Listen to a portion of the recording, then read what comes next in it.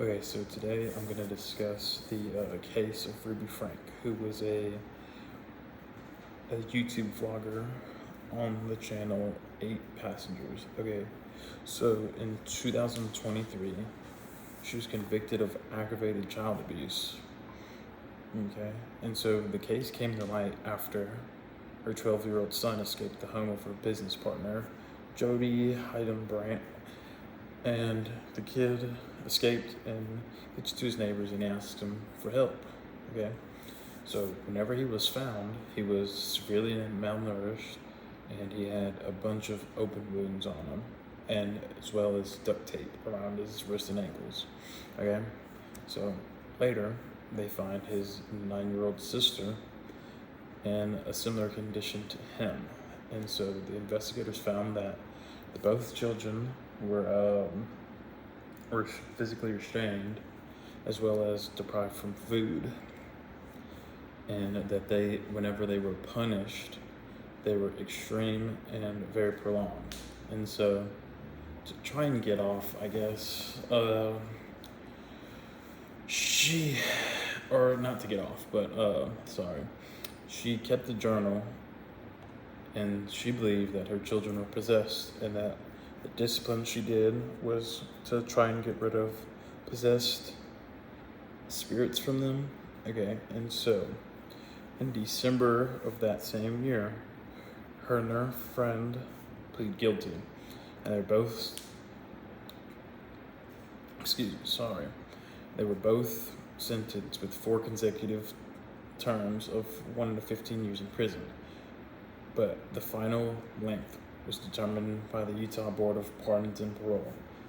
And so the case led to the Utah legislation protecting children featuring online content, including the right to request removal from childhood content, financial protections requiring earnings that had to be set aside for the children.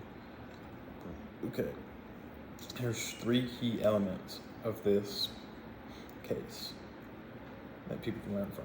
People learn that criminal behavior through close relationships, and that the relationship between the 2 friends appeared to be central, and that the friend provided the extreme disciplinary practices.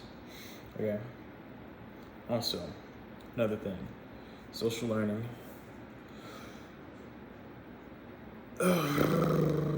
Sorry, I'm looking through my notes.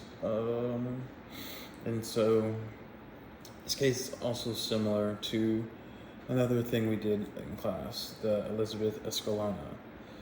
And when you compare the two, that both include child abuse or physical abuse to children and food deprivation, and that both of them tried to say that it was for disciplinary reasons, which that doesn't make any type of sense. Why would you do that? But some differences from both cases is that Elizabeth Escalona came from a lower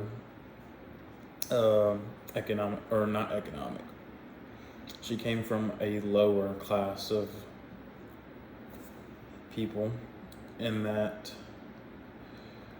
the other lady, Frank, was financially stable because she was doing YouTube.